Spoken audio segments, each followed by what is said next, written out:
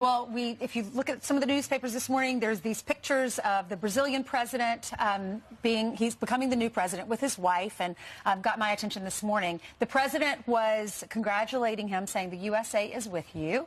What's your response to this? I got to tell you, why is that important? It is. I'll tell you why it's important for a couple of reasons.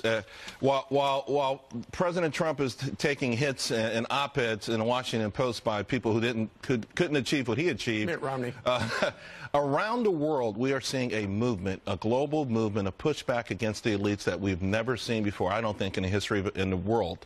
And the most latest example of that is Brazil. This is a shocking victory. We're talking about a guy who had no money. He was almost fatally stabbed on the campaign trail.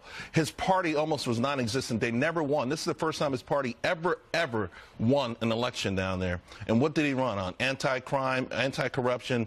But he also talked about pushing out socialism. He talked about fake news. He loves Donald Trump. He idolizes Donald Trump.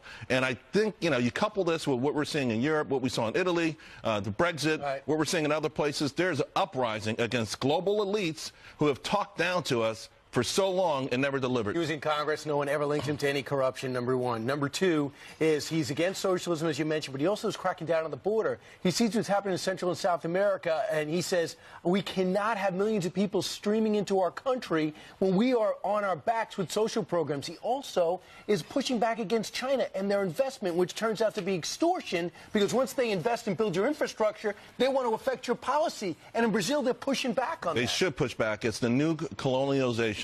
You know, the president of Malaysia went to China, a 95-year-old guy went to China and said, no, thank you, to $25 billion. He says, you guys are colonizing the world. I don't want your money. But other countries have taken their money, and as consequently, they are taking over parts of Africa, parts of Asia, parts of South America. They are taking them over. It's like it's predatory lending. If your country has a net GDP of $600 million and I lend you $2 billion, I know you can never pay that back. That's right. Eventually, I will own your country. Holy cow. And that's what's happening in Pakistan.